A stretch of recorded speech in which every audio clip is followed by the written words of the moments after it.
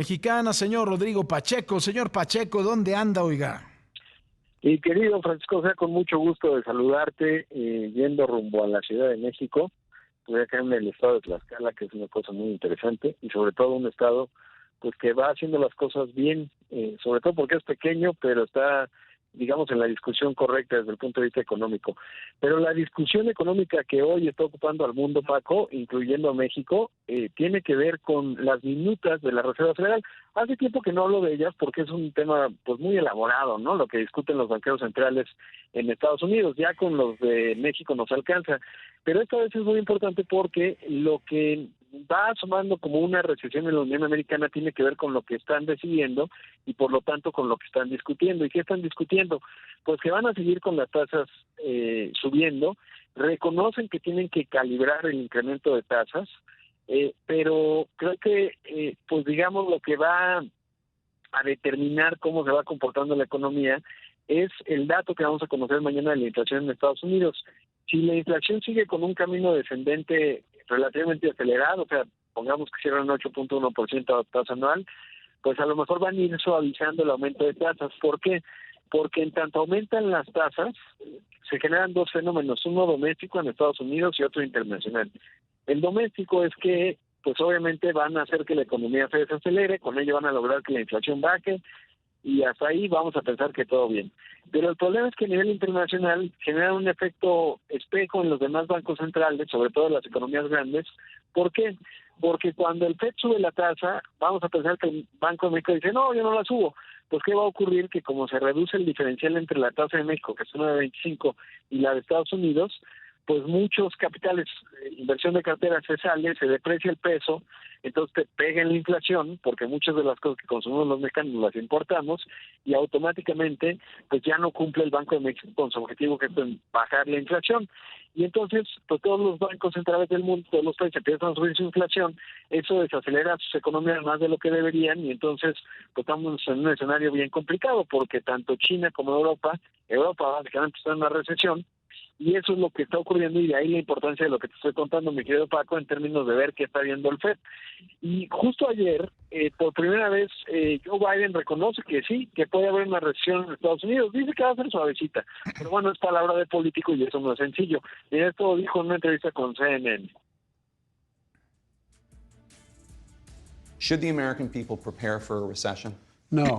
Look, they've been saying this now. Every 6 months they say this. Every 6 months they look down the next 6 months and see what's going to happen. It hadn't happened yet. It hadn't. There's no guarantee that they're going to be. I don't think there will be a recession. If it is, it'll be a very slight recession. That is, we'll move down slightly. Look, think about what's happened. We have done more. We're in a better position than any other major country in the world, economically and politically. We still have real problems, but look what we got done. We passed so much legislation that significantly makes a point about, for example, the American Rescue Plan, the legislation to deal with inflation, the Inflation Act. Bueno, pues ahí lo que dice Biden, en parte tiene razón, dice que cada 6 meses se venía diciendo que venía la crisis. Finalmente, pues él todavía tiene que a lo mejor no, pero que sí va a ser suavecita, pero ya el que reconozca que sí existe esa posibilidad, pues es todo un asunto. Y luego menciona que Estados Unidos, y ahí tiene razón, pues de las economías grandes, considerando China y la Unión Europea, pues sigue manteniendo cierta constancia. Y bueno, pues ahí tiene razón el presidente Biden, pero pues eventualmente no le va a alcanzar, porque ya había reconocido el presidente de la Reserva Federal que están ya empezando a resentir que sus mercados de exportación, llámese Europa, llámese China, pues ya no están creciendo al mismo ritmo. Hoy hubo un dato vinculado a todo este asunto, Paco, que está muy económico al 100%, y es la actividad industrial, es 1/3 de la economía nacional, son los datos de agosto, y ahí se ve que de manera secuencial, comparado con julio, pues no tuvo crecimiento, 0%. En febrero habíamos tenido un dato negativo y desde entonces, desde marzo a la fecha, había sido datos positivos hasta este de agosto, lo que hace indicar que pues a lo mejor pierde ímpetu la economía en la parte de las exportaciones, porque el sector, por ejemplo, de la construcción pues tiene dato negativo y ya viene zigzagueando. y bueno, aquí la manufactura en agosto, comparado con julio, muestra una caída de 0.1%. Todo ello para decirte que pues a lo mejor se empieza a resentir ya la desaceleración en Estados Unidos. Recordar que la decisión de política monetaria que toman allá se tarda hasta 6 meses en hacer sus efectos. En México es 6 meses, allá es como 3, y pues es un tema importantísimo. Y otro asunto ya más corporativo y ver cómo aterriza esto pues con nosotros como consumidores es PepsiCo. Sabes que PepsiCo reportó resultados, le fue bien, pero en parte porque hizo un aumento generalizado de sus productos, hace bebidas y botanas de 17%. Y si vemos su crecimiento orgánico fue de 16%. Entonces muchas empresas pues lo que están viendo es, si me aumenta el insumo, pues lo traslado al consumidor final y todavía me alcanza a crecer, digamos, nominalmente en dólares. Habría que ver los SKUs que no nos reportan como tal, el volumen, pero bueno, pues eso es, digamos, lo que ha marcado una de las principales empresas de alimentos, de bebidas y de botanas en el mundo, mi querido Paco. Ante un panorama bastante complicado y bastante delicado en materia de economía.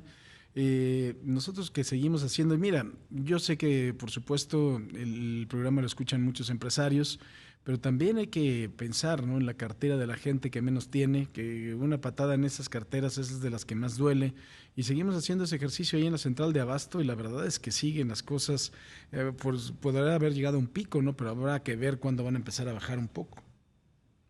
Sí, esto que mencionas, claro, porque finalmente pues las empresas se mueven a partir del bolsillo de todos nosotros, de los consumidores, y pues la situación sí se ve complicada, sobre todo en un escenario en donde si ves la canasta básica, lo ha reportado en muchas ocasiones el periódico Excelsior con buenos análisis de Pablo Cantillo, pues al doble, digamos, de la inflación, ¿no? Por lo menos, o sea, si la inflación está en 8.7, la canasta básica está al doble, en un 16%, y eso pues está lastimando a los consumidores. Y obvio, cuando hay decisiones de compra, digamos, de muebles, lavadoras, cosas grandes, pues mejor te aguantas, ¿no? Y eso es lo que están notando muchos.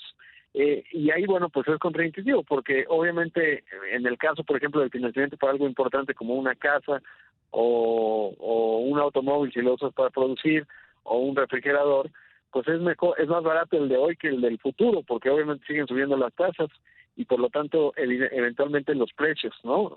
Salvo que te quieras esperar 2 años o algo así. Y bueno, pues esa es la complejidad de toda esta discusión económica, que finalmente, y como lo dices, pues lo importante son los consumidores, porque somos los que movemos la economía. Pues sí, sin duda. Pues mi querido Rodrigo, te mando un fuerte abrazo, que regreses con bien. Gracias, mi querido Paco, otro de vuelta.